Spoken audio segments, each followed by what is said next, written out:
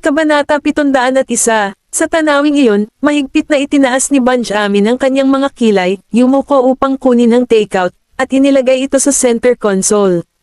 Iwan mo dito. Napaawang ang lobby ni Erisa nang tumangala siya para makita kung gaano siya kahigpit. Mas malabong matapan kung hawak ko ito. Bilang tugon, sinaman siya nito ng tingin bago isuot ang seatbelt sa kanya. Umupo ka ng mahigpit. Napasandal si Erisa habang pinagmamasdan si Benjamin na tinutulungan siya gamit ang kanyang seatbelt. Matapos isara ang pinto ng kotse para sa kanya, umikot siya sa harap ng sasakyan at sumakay sa driver's seat. Si Darius, na hindi pa umaalis nang makarating sina Benjamin at Erisa sa ospital, ay nakipag-chat kay Mary pagkatapos kumain ng tanghalian kasama ang mga bata. Sinundan ni Benjamin si Erisa sa itaas at pumasok sa ward. Natuwa si Mary nang makita siya sa likod ng dalaga. Benjamin, nandito ka na. Sa laman, sagot ni Benjamin na tumango at nagpa siya na lamang na umalis pagkatapos magtanong tungkol sa kanyang kalagayan. Pupunta ako ngayon sa opisina. Kung ayaw mong umuwi, doon ka na magpahinga, sabi niya kay Erisa na inutusan si Edwin na ipadala siya sa opisina mamaya. Okay, umalis ka na, sagot ni Erisa sabay tango. Pagkatapos lamang ng huling sulyap kay Erisa at sa mga bata ay umalis si Benjamin. Sweethearts, pinakuha ko kayo ng makakain. Gusto mo bang makuha sila ngayon? Tanong ni Erisa habang sumenya sa mga bata. Nang marinig iyon, napangiti si Oliver. Ano ang nakuha mo sa amin, Mommy? Masarap, sagot ni Erisa habang ipinakita sa mga bata ang takeout. Kahit kakakain pa lang ng mga bata, tuwang-tuwa sila nang makita ang dinala ng kanilang ina. Maghugas ka muna ng kamay mo. Itinuro ni Erisa nang mapansin na inaabot ni Jessie para kumuha ng pagkain. Humadjajak si Jessie bago nagmadaling linisin ang kanyang mga kamay gaya ng sinabi. Tere, maghugas tayo ng kamay. Si Gavin ang sumenyas kay Zachary, Tim, Oliver, at Jasper na sundan siya sa banyo para gawin din iyon. Matapos magmadaling umalis ang mga bata, nilapitan ni Edwin si Erisa at tinulungan itong maglatag ng mga pinagkainan sa mesa. Gusto mo bang magkaroon, Old Mr. Graham? Tanong ni Erisa kay Darius. Hindi. Ngayon lang ako kumain ng marami, nakangiting sagot niya. Nilagyan kita ng sopas, dapat mong inumin ito bago lumamig. Ginawa mo, nagulat si Erisa. Ginawa ito ng matandang Mr. Graham para sa iyo. Enjoy it, Mrs. Graham. Boses ni Edwin bago siya masayang pumunta para kunan si Erisa ng sopas. Hindi naman masyado, Edwin. Kung hindi, hindi ko ito matatapos, sambit ni Erisa, na saka umupo upang kausapin si Mary. Dahil may sabaw na ang matandang babae, nagpa siya siyang dumaan ng tanungin ni Erisa kung gusto niyang subukan ang dala niyang pagkain. Hindi nagtagal, ang mga bata ay nagmamadaling bumalik kay Erisa at nagsimulang kumain ng mga lamb chop sa tabi niya. Gusto mo ba, Lolo? Napakatamis ng boses ng mga bata na agad nilang natunaw ang puso ng lahat. Magiliw nang umiti si Darius sa mga bata bilang tugon. Hindi, salamat, mag-enjoy kayo. Ang isang matandang tulad ko ay walang digestive system na kasing lakas ng sa iyo, kaya hindi magandang ideya na kumain ng labis. Naaliw, ang mga bata ay tumawa ng kaunti bago itinoon ang kanilang atensyon kay Erisa. Mommy, masarap ba ang sopas? Ay oo, nakangiting sagot ni Erisa sabay sulyap kay Darius. Dahil doon, sinamahan niya ang mga bata habang kumakain sila. Katulad niya, ninanamnam nila ang lahat ng uri ng pagkain. Hindi tulad ng dati, naging picky eaters sina Gavin at Benjamin. Gayunpaman, nagsimulang tumanggap ng mas maraming pagkain ang dalawa dahil kina Zachary, Oliver, Jasper, at Jessie. Dahan-dahan, hindi na sila mapili sa pagkain. Sa sandaling iyon, sina Darius, Mary, at ang butlers ay may doting expression sa kanilang mga mukha habang pinapanood nila ang mga bata na nasisiyahan sa pagkain. Dapat kang umuwi at magpahinga, matandang Mr. Graham. Tanghali na, udyok ni Erisa. Huwag kang mag-alala, I can stay a little longer, nakangiting tugon ni Darius. Matapos maubos ang kanyang sopas, naghahanda na sana si Erisa ng mga prutas para sa iba. Gayunpaman, bago niya magawa iyon, pinigilan siya ni Darius. Huwag kang mag-alala dyan. Halika at umupo sa kanya, Isa. May kailangan akong pag-usapan sa iyo. Ano ito, matandang Mr. Graham? Inquired Erisa as she sat her down as requested. Natatandaan mo na pumayag kang pakasalan si Benjamin kagabi, tama ba? Ang mga salita ni Darius ay agad na nakakuha ng atensyon ng bata. Kabanata 702. Matapos pakalmeyan ang sarili, tumango si Erisa. Ginagawa ko. Nagtanong-tanong na ako, at mukhang perpekto na ang bukas. Humanda sa pagtungo sa City Hall bukas. Nakaayos na ako sa mga tauhan doon. Pwede na kayong dalawa dyan agad. Masayang sabi ni Darius. No choice si Erisa kundi sumang-ayon dito ng pilit ng ngiti. Bakit hindi ito binanggit ni old Mr. Graham noong nandito pa si Benjamin? Sinabi na ba niya sa kanya? Older Mr. Graham, sinabi mo ba kay Benjamin? Tanong niya. Tumikim si Darius bago sumagot, kanina ko lang nakalimutan, pero sasabihin ko sa kanya mamayang gabi. Nang marinig iyon, nakahinga siya ng maluwag, natutuwa nang malaman na hindi niya kailangang ilabas ang bagay na iyon. Huwag alalahanin ang oras dahil ang mga bata ay kailangang magbigay ng respeto sa kanilang mga ninuno sa susunod na Biyernes, itinuro ni Darius, kung saan tumango si Erisa habang nagpasya siyang hayaan si Benjamin na pangasiwaan ang bagay na iyon. Gaya ni Time, tuwang-tuwa si Gavin nang marinig ang sinabi ni Darius. Gayunpaman, hindi ganoon din ang naramdaman ni Zachary, Oliver, at Jasper. Lolo, hindi maaaring pakasalan ni Mommy si Mr. Graham. Mabilis na tumango si Jess bilang pagsang-ayon sa kanyang mga kapatid. Nagulat nang makita kung ano ang naging reaksyon ni Zachary at ng iba pa, nagpakababa si Darius sa harap ng mga bata bago nagtanong, bakit ganoon?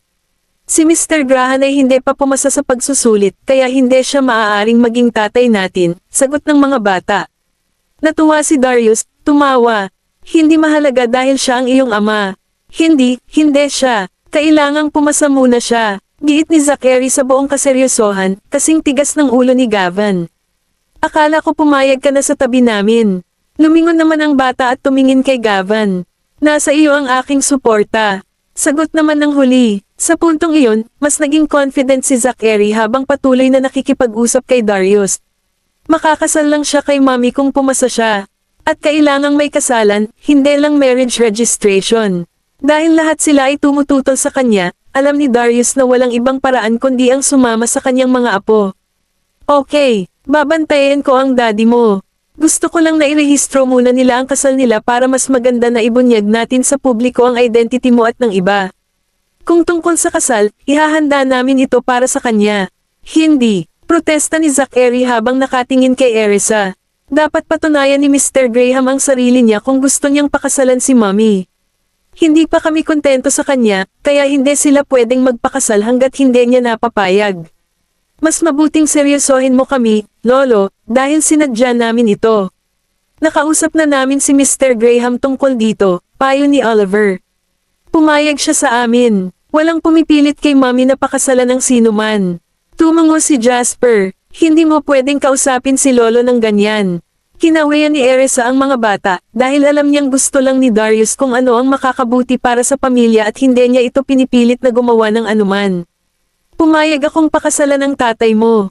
Walang nagpilit sa akin na gawin iyon. Natigilan ang mga bata nang marinig siya.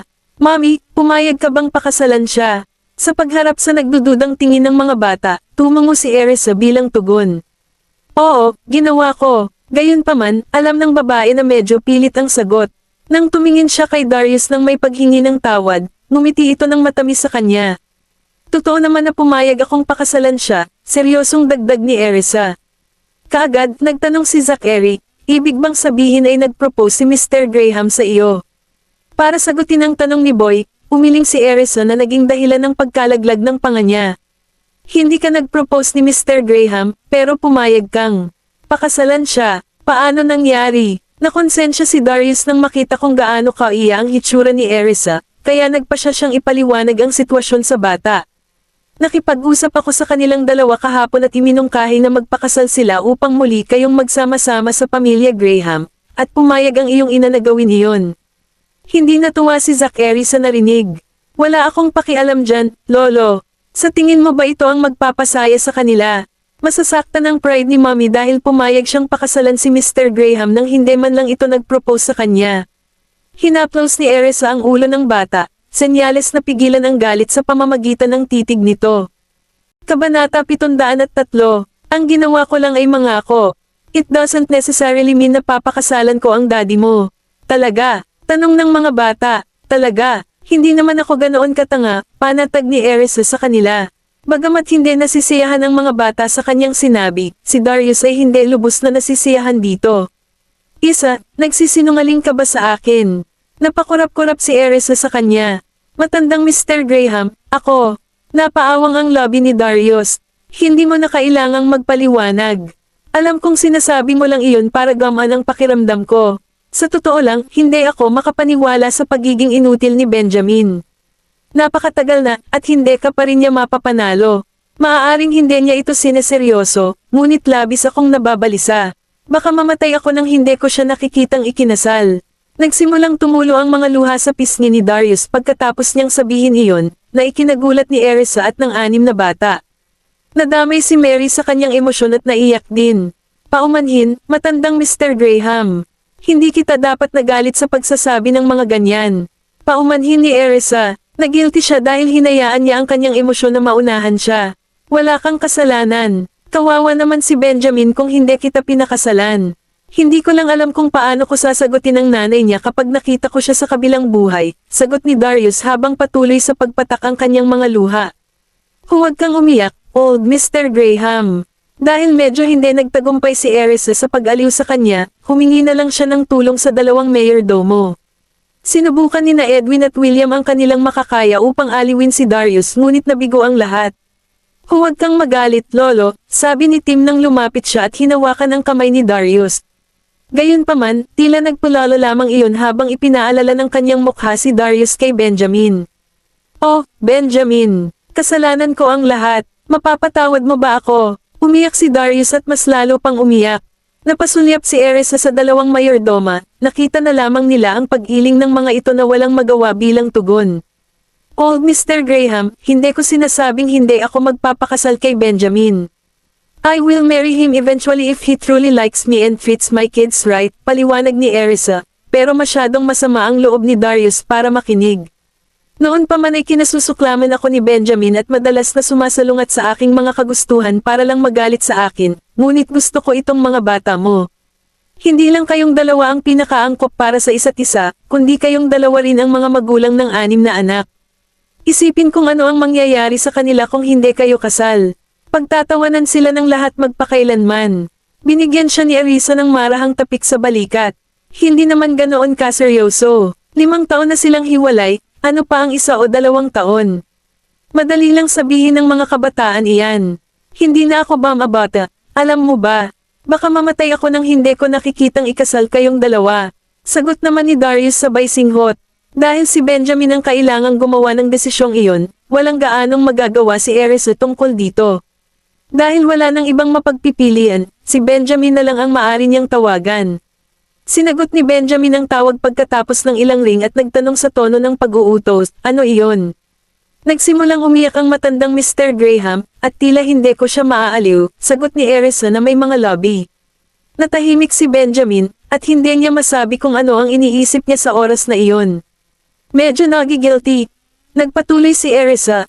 Tutol ang mga bata sa pag-aasawa namin nang malaman nila ang tungkol dito, kaya inaliw ko sila sa pamamagitan ng pagsasabi sa kanila na sinabi ko lang iyon para mapatahimik ang puso ni old Mr. Graham, at hindi ko sinasadya.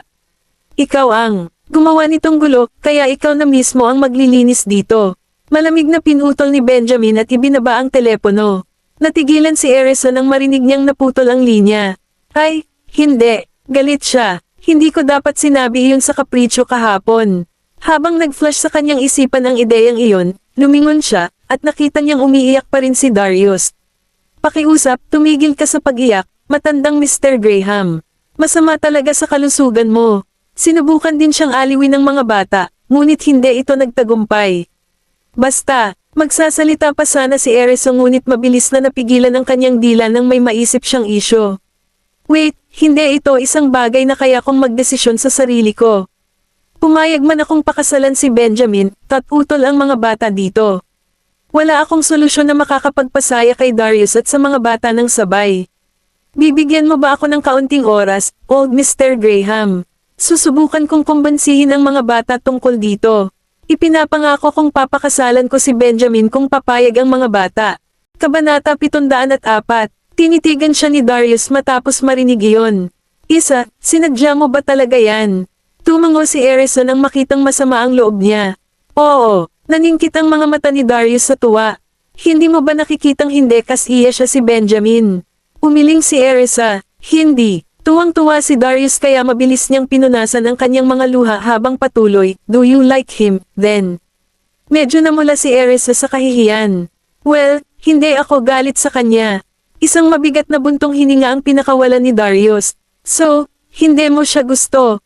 Napagtanto na malapit na siyang umiyak muli, mabilis na sinabi ni Erisa, "I do. I do like him." Si Darius, ang dalawang mayordomo, at ang 6 na bata ay nagulat na nakatingin sa kanya. "Mommy, gusto mo si Mr. Graham?" Tanong ni Jessie. Namula ang mukha ni Erisa dahil sa kahihiyan ng marinig iyon. Tulad ng sinabi ko, hindi ako napupuot sa kanya. Pinaikit ni Gavin ang kanyang mga mata at nakangising tanong, "Gusto ka rin ba ni Daddy, Mommy?" Bahagyang nawala ng imak si Erisa nang makita siyang nakatitig sa kanyang mga lobby. "Tanungin mo yan sa daddy mo.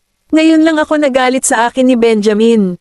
I wonder if he really likes me." Si Darius chuckled in amusement when he saw her acting like a young girl na in love. "Tere William, uuwi na tayo." Ayaw magpatagal ni Darius dahil medyo nakaramdam siya ng awkward matapos umiyak sa harap nila. "Sige, dahan-dahan lang, old Mr. Graham." Pinipigilan ni William ang pagtawa nang humakbang siya upang hawakan si Darius. "Aalis na ako, Isa," sabi ni Darius. Tumango si Erisa. "Ihahatid kita sa pinto." "No need. I know my way out." Kumaway si Darius sa kanya at lumingon kay Mary habang nagpatuloy, "Ingat ka, Madam Mary. We'll drop by for a chat some other time." "I will. See you soon." Nakangiting sagot ni Mary. Tumango si Darius at tinanong ang 6 na bata, "Gusto ba ninyong manatili sa aking lugar?"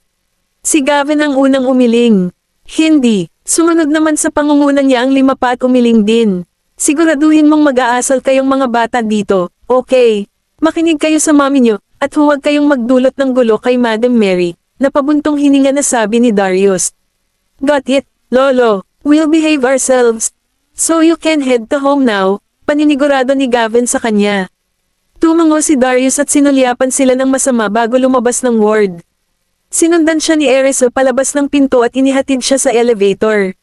"Siguraduhin mong makapagpahinga ng mabuti pag-uwi mo, old Mr. Graham." "Gagawin ko. You should head back and rest too," sagot ni Darius sabay buntong hininga. Nag-aalalang sinulyapan siya ni Erisa. "Masama ba ang pakiramdam mo, old Mr. Graham?" "I'm fine. Medyo depressed lang, is all. You shouldn't overwork yourself, Isa. May office si Benjamin dito, kaya magagamit mo ito para makapagpahinga. Ihahatid ka ni Edwin doon. Huwag kang mag-alala, old Mr. Graham. Magsusumikap akong mabawi si Benjamin," pag-a-assure ni Erisa sa kanya sabay tango. Parehong napangiti sina Darius at William nang marinig iyon. "I'm glad to hear that. Keep up the good work, Isa. I know that Ben's idiot is not good in being romantic but I can tell he cares deeply about you. Kung hindi, tumutol siya nang nangako kang pakakasalan mo siya kahapon." "Got it," nakangiting sagot ni Erisa. Pagkatapos ay pinaalalahanan niya si William na alaga ang mabuti si Darius. "Don't worry, Mrs. Graham. I'll be sure to take good care of old Mr. Graham. I assure you, he is not feeling unwell or what. He was simply a little depressed, that's all. You should head back and keep Madam Mary company. I'm sure she's starting to miss you already," sabi ni William habang tinutulungan si Darius papasok sa elevator. Naghintay si Erisa hanggang sa mawala sila sa paningin bago bumalik sa ward. Kabanata 705. Ang 6 na bata ay nakatayo sa paligid ng kama ng ospital at nakikipag-chat kay Mary sa oras na siya ay bumalik.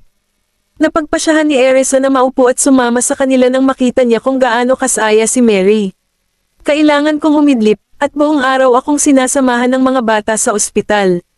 Dapat kayong lahat ay magpahinga, Isa," sabi ni Mary.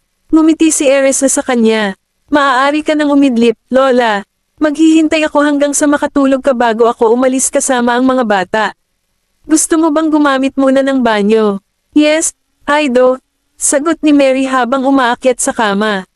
Mabilis na lumapit si Erisa para hawakan siya, ngunit marahang inalis ni Mary ang kanyang mga kamay at nakangiting sinabing, "Kaya ko nang maglakad mag-isa ngayon, Erisa." "Sige, bantayan mo ang iyong hakbang, Lolo," sagot ni Erisa at tumabi. Ang 6 na bata pagkatapos ay tumulong sa pag-aayos ng kama habang siya ay nasa banyo. Nalalamig ka ba, Lola? Tanong ni Erisa habang marahan niyang sinisilip si Mary pagkatapos. Hindi, tama lang. Siguraduhing makapagpahinga ka mamaya, okay? Sagot ni Mary. Sabay-sabay na tumungo ang 6 na bata. Okay. Naghintay si Erisa hanggang sa makatulog si Mary bago sila dinala sa opisina ni Benjamin. Bagamat madalang na gumamit ng opisina si Benjamin, may naglilinis siya nito araw-araw. Dahil dito, ang hangin sa loob ay hindi man lang amoy. Miss Graham, you and the kids can take a idlip in here. I'll be right outside. So call out to me if you need anything, sabi ni Edwin pagkatapos ayusin ang temperatura. May couch dito, Edwin. How about you lay down for a bit? Or would you prefer to rest at home instead? Tanong ni Erisa nang makita siyang paalis. Babalik ako ng 3:00 ng hapon, so I'll be taking the couch, nakangiting sagot ni Edwin. I'll fetch you a blanket. Then, sabi ni Erisa habang dinadala ang mga bata sa opisina. Ang lounge ay mukhang medyo simple na may lamang isang kama at isang aparador. Ganon pa man, talagang komportable ito dahil sa lawak at mainit na kapaligiran. Sige, oras na para umihi kayong mga bata. Dito tayo matutulog ngayon. Dinala ni Erisa si Edwin ng kumot bago bumalik sa lounge. Masunurin namang tumungo ang mga bata at tumakbo na para gamitin ang banyo. Tapos na tayo, Mommy. Tawag nila sa kanya nang bumalik sila makalipas ang ilang minuto. Sige, humiga ka na, sabi ni Erisa habang papasok na rin sa banyo. Bilasan mo at samahan mo kami, Mommy. Tuwang-tuwang sigaw ng 6 na bata paglabas niya ng restroom. Bilasan mo, Miss York. Nakangiting tawag sa kanya ni Tim. Naningkit ang mga mata ni Erisa nang marinig iyon, at mabilis siyang sumama sa kanila sa kama. Nako, ang bango ninyong lahat. Bulalas niya habang mahigpit silang niyakap at binibigyan ng halik ang bawat isa. For some reason, gustong-gusto ni Erisa ang bango ng kanyang mga anak. Gumuhit ang ngiti sa lobby ni Edwin nang marinig ang hadjejek nila mula sa labas ng lounge. Ito ay tulad ng inaasahan ko.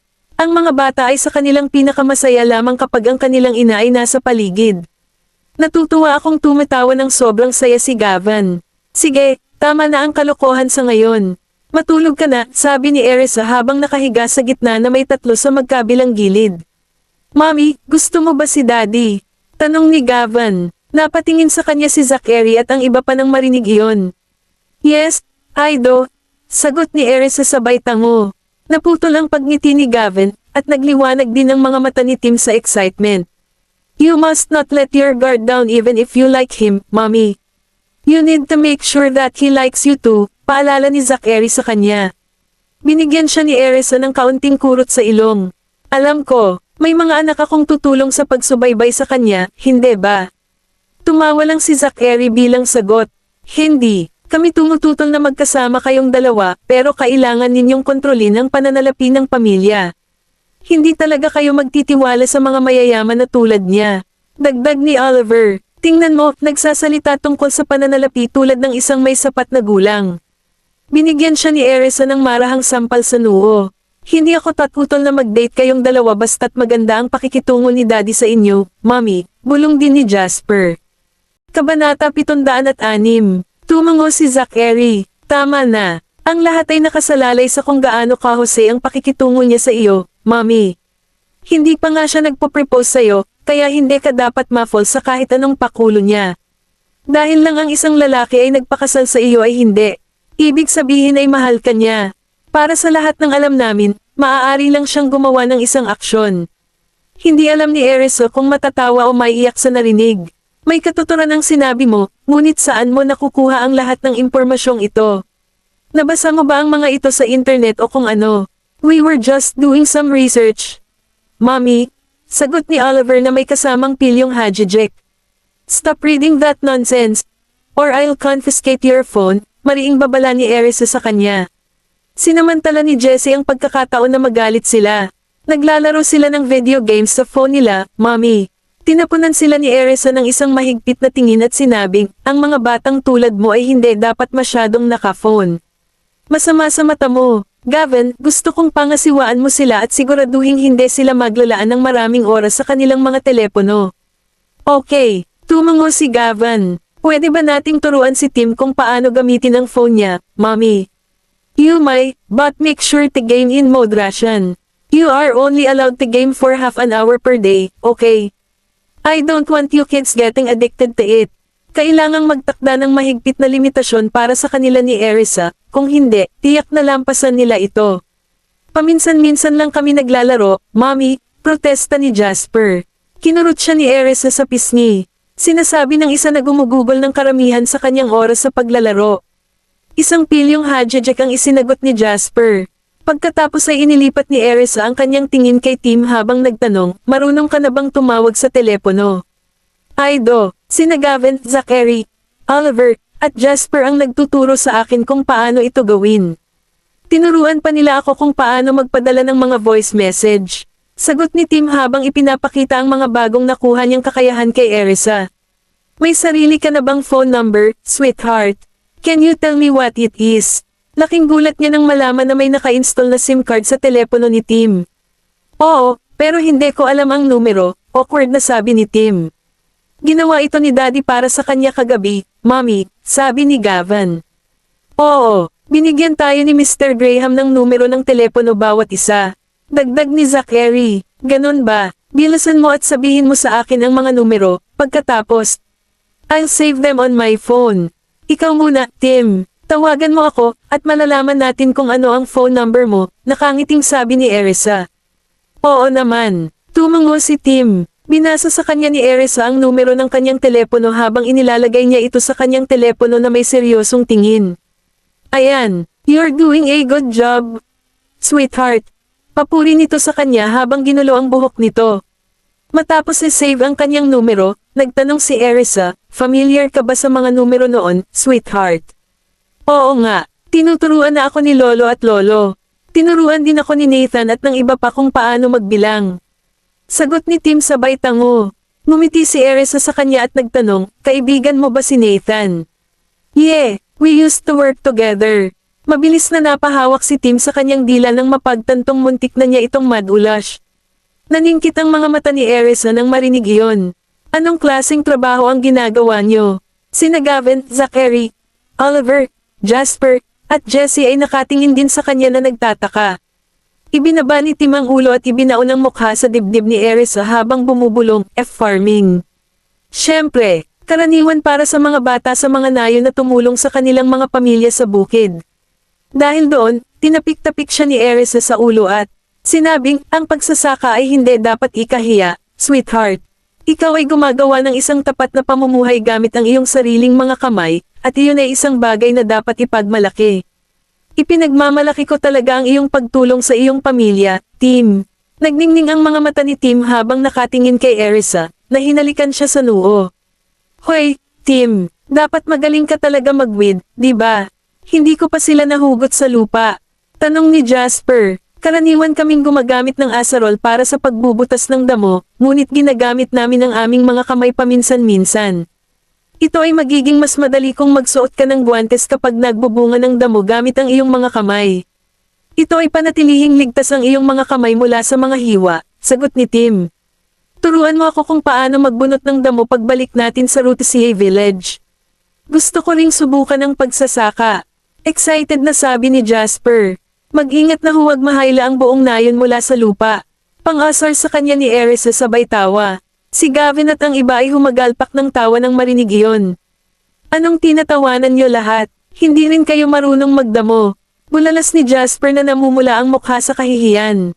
Kabanata 707. Haha, hindi ka pa pinanganak nung nag-aalis ako ng damo. Sagot ni Erisa habang tumatawa. Ngumuso sa frustration si Jasper. Nagsalita ako tungkol sa kanila. At saka, hindi ako maniniwala sa iyo hanggat hindi kita nakikitang naninira, Mommy. Sige, kung gayon, dadalhin ko kayong lahat sa Rutisia Village kapag gumaling na ang inyong lola. Mas mabuting mga bata kayo ay huwag nang magreklamo na nakakapagod ang pag-aalis ng damo, okay? Nakangiting sagot ni Erisa, we don't need to go all the way to Rutisia Village for that, Mommy. We have a garden in our backyard, remember? Doon madalas magwiding si Mr. Whitley. Oh, tama ka. I can't believe nakalimutan ko na yon. I'll let you kids try out weeding when we have time, then. Huwag kalimutang bilhan kami ng straw hat, Mommy. Paalala ni Jessie sa kanya. Walang problema. Bibigyan kita ng mga bata ng lahat ng kailangan mo. Mula ngayon, kayo na ang bahala sa pag-aalis ng damo sa hardin sa bahay, sabi ni Erisa. Baka sa mukha ni Tim ang kumpiyansa ng marinig iyon. Okay, magaling talaga akong magbunot ng damo. Tinapik-tapik siya ni Erisa sa ulo. Great, siguraduhin mong turuan mo silang lahat kung paano gawin ito, okay? Tumango si Tim. Gagawin ko. Binigyan naman siya ni Erisa ng isa pang halik sa noo. Sige, now, stop talking at matulog na kayong lahat. Habang sinusulyapan ang bawat bata, napansin niyang nakasuot pa rin ng salamin si Oliver at inabot niya ito para tanggalin. Salamat, Mommy, nakangiting sabi ni Oliver. Binigyan siya ni Erisa ng isang kurot sa pisngi. Matulog ka na. Ang mga bata pagkatapos ay ipinikit ang kanilang mga mata ng masunurin at natulog ng mahimbing sa kanya. Mga almas, nakaramdam si Erisa ng mainit na sensasyon sa kanyang puso habang hinihila niya ang mga ito ng kumot at pinapanood silang natutulog. Nang sa wakas ay medyo inaantok na siya at nagsimulang matulog, biglang tumunog ang kanyang telepono. Dahil ayaw nitong gisingin ang mga bata, mabilis niyang sinagot ang telepono. Umiiyak pa rin ba ang tatay ko? Ilang segundo lang ay napagtanto ni Erisa na si Benjamin ang tumatawag. Hindi, sagot niya. Natutulog ka ba? Tanong ni Benjamin pagkatapos ng maikling paghinto. Oo, tulog na rin ang mga bata. May gusto ka pa bang pag-usapan? Mahinahong sabi niya. No, that'll be all. You can continue sleeping, sagot ni Benjamin at ibinaba ang telepono. Kumunat ang noo ni Erisa. Hindi ba't siya mismo ang nagtanong sa akin na ako na ang bahala sa sitwasyon? Bakit naman niya ako tatanungin kung tapos na ang lahat? Dapat niyang tawagan mismo si old Mr. Graham kung ganoon siya kaalala sa kanya. Pagkatapos ay itinago niya ang telepono at sinubukang kumuha ng ilang shotay. Nagising siya minsan ng gamulong-gulong ang mga bata sa kama ngunit nakabalik sa pagtulog pagkalipas ng ilang sandali. Ang unang nakita ni Tim pagkagising niya ay si Erisa na mahimbing na natutulog sa tabi niya. Dahil ayaw niyang gisingin siya, sinigurado niyang maging sobrang malumanay kapag iniikot ang ulo. Napangiti ang mga labi niya nang makitang mahimbing na natutulog sa tabi niya ang mga kapatid. Napakasarap magkaroon ng mommy at mga kapatid sa wakas. Sa pag-iisip na iyon, ipinagpatuloy ni Tim ang pagtitig sa kanila hanggang sa muli siyang nakatulog. Si Zachary ang sumunod na nagising. Nang makitang tulog pa ang iba, maingat siyang bumangon sa kama upang maghilamos sa banyo bago lumabas ng lounge. Kanina pa nagising si Edwin at naghahanda ng afternoon tea noon. Come have some snacks, Zachary. Magiliw niyang bati kay Zachary nang makita siya. Salamat, Mr. Whitley, sabi ni Zachary habang papunta siya. Don't mention it. It's my pleasure to prepare this meal for you all. Ikaw lang ba ang gising? Oo, tulog pa si Mommy at ang iba pa. Tingin mo ba may gusto si Mr. Graham sa mommy ko, Mr. Whitley? Curious na tanong ni Zachary habang nakaupo sa couch. Nagningning ang mga mata ni Edwin nang magtanong, ano ka naman, little guy? Sa tingin mo ba gusto niya ang mommy mo? Kabanata 708. Nakakunot ang noo ni Zachary na sumagot, ang sanggit talaga ng ugali niya kanina. Bagamat ang paraan ng pakikitungo ni Benjamin kay Erisa ay bumuti kamakailan, hindi pa rin sigurado si Zachary kung talagang gusto siya ng kanyang ama o tinatreto lang siya ng maayos dahil hiniling nila sa kanya. Napangiti si Edwin. Ang iyong ama ay palaging malamig sa lahat. Siya ay naging malamig sa iyong ina dahil hindi niya ito gaanong kakilala at inakala nitong may lihim itong motibo para makasama siya. Ngayong mas nakilala na niya ito, natural lang na magbago ang kanyang saloobin sa kanya. Maniwala ka sa akin, walang paraan na hahayaan niya itong matulog sa kanyang silid kung hindi niya ito gusto, kahit na sino ang hindi niya gusto sa bahay, ang iyong ama ay hindi nakakaalam. Hindi ako papasukin doon kung hindi niya kailangan ng maglilinis paminsan-minsan. Pinaikit ni Zachary ang kanyang mga mata habang sinabing, baka gusto lang niyang samantalahin si mommy. Para mangyari yun, kailangan munang magustuhan ng tatay mo ang nanay mo. Pwede na lang niya itong manatili sa guest room, pero pinilit niyang ilipat ang lahat ng gamit niya sa kwarto niya. Iyon ay kung paano mo malalaman na gusto niya siya, Zachary. Hinding-hindi niya hahayaang lumapit sa kanya ang mga tao maliban na lang kung gusto niya sila. Napansin mo na ba na ang nanay mo lang ang binibigyang pansin niya kapag kumakain si Gavin? Kahit kailan ay hindi niya nagawang i-top up si Gavin. Bihira lang makakuha ng ganyang treatment sa kanya. I'm sure hindi lang na-realize ng tatay mo na may gusto siya sa nanay mo, nakangiting paliwanag ni Edwin. Nanlaki ang mga mata ni Zachary sa gulat. Ha, paano nga ba nagkagusto sa isang tao nang hindi mo namamalayan? This might come as a surprise to you, but adults can sometimes be a lot shyer than kids when it comes to their feelings. Don't worry about it, Zachary. The adults can handle their feelings itself. I'm sure gusto rin siya ng nanay mo kung willing siyang pakasalan siya. Ayaw mo bang magkasama sila? Sabi ni Edwin. Napakagatlabi si Zachary at umiling. No, I fully support them being together kung yun ang gusto nila. Gusto nga niyang magkasama sina Benjamin at Erisa, ngunit medyo nag-alala siya matapos makita kung gaano kahirap ang pakikitungo niya sa kanya noon. Binigyan siya ni Edwin ng tapik sa ulo. Alam kong nangako lang ang nanay mo na pakasalan siya para pakalmayan ang lolo mo, but he has taken her word for it. Ganon pa man, kung ikakasal talaga sila o hindi, nasa kanila na. Bakit hindi pa nag-propose si Mr. Graham sa mommy ko? Nakapout na tanong ni Zachary. Isang buntong hininga ang pinakawalan ni Edwin habang sumagot, meron ng kaunti. Hindi pagkakaunawaan ng tatay mo at ng lolo mo. Ayaw niyang gawin ang gusto ng lolo mo, kaya posibleng napipilitan siyang pakasalan ng iyong ina. Dahil dito, maaaring hindi niya ito pakasalan kahit na may nararamdaman siya para dito. Naiintindihan mo ba ang ibig kong sabihin?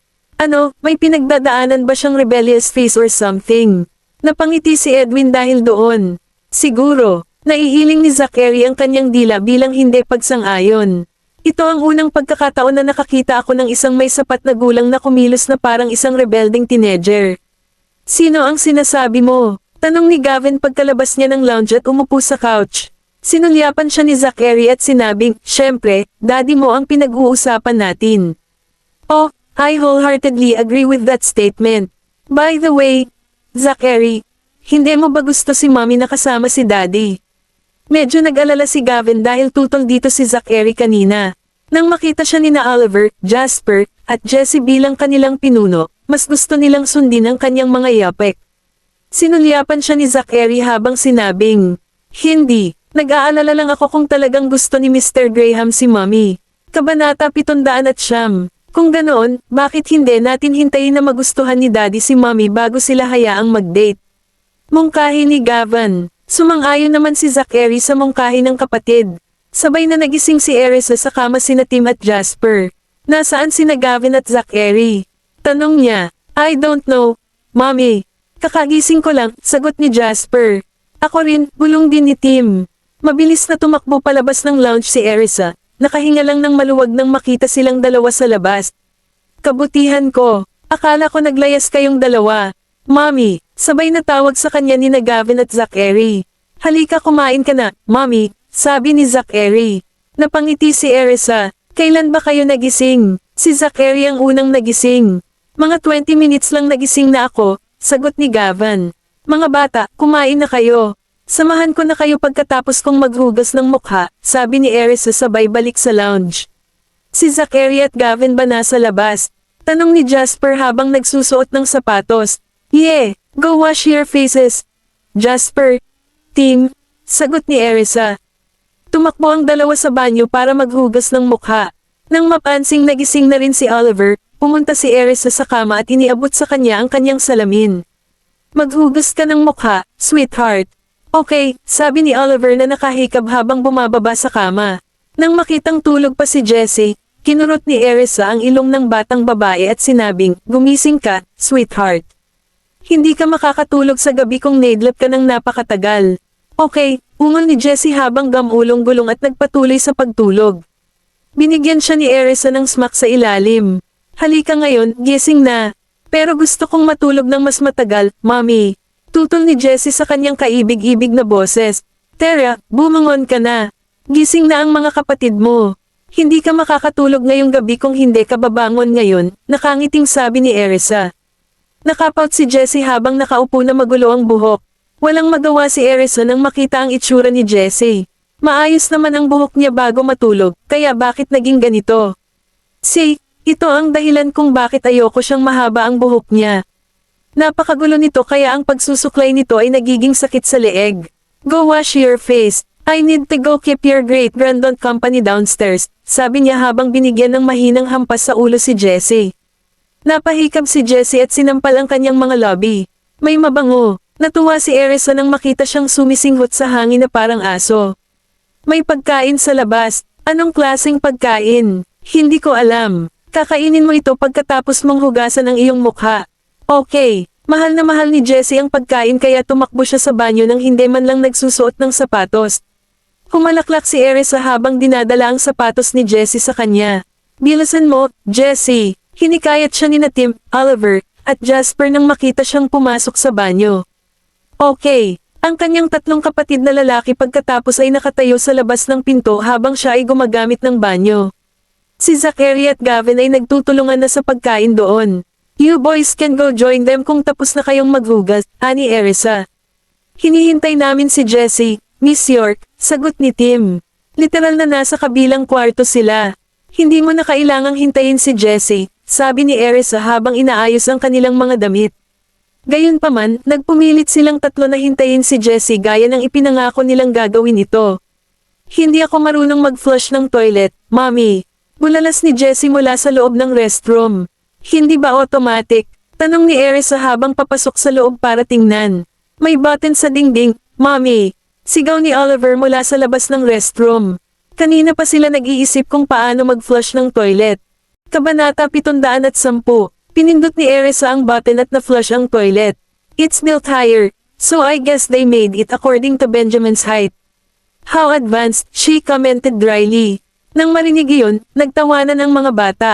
Bilisan mo, kumain ka na, udyok ni Erisa.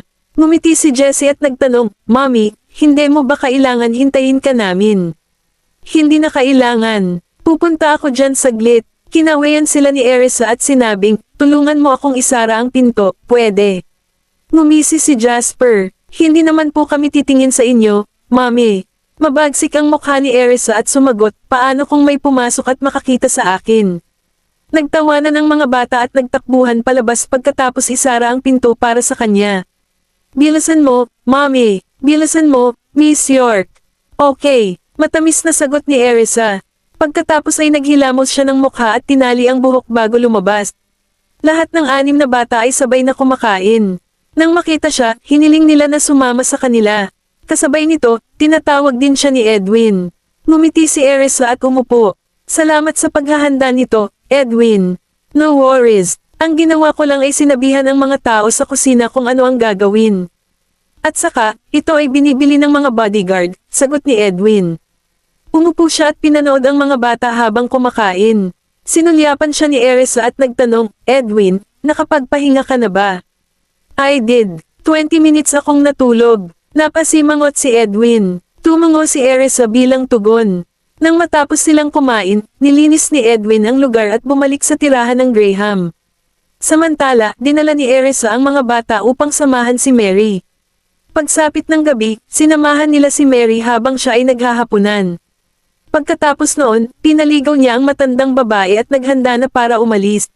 Lola, magpahinga ka muna, okay? Sabi ni Erisa, got it, don't come over again tonight. Iuwi mo na ang mga bata sa hapunan. Ikinaway ni Mary ang kanyang kamay.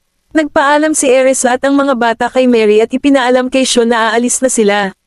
With that, bumalik sila sa Yaleview.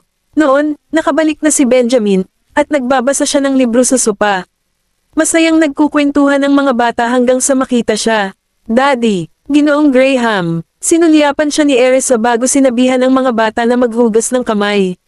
Nakasuot ng apron, ngumiti si Edwin at sinabing, Mrs. Graham, bumalik na kayo. Nakahanda na ang hapunan. Nakuha ko. Nakangiting tugon ni Erisa at dinala ang mga bata para maghugas ng kamay bago kumain. Isang kislap ang sumili sa mga mata ni Benjamin nang makita niyang dinadala niya ang mga bata nang hindi binabati. Maya-maya pa ay imangot siya. It's time for dinner. Mr. Graham, paalala ni Edwin. Tumayo si Benjamin at naglakad.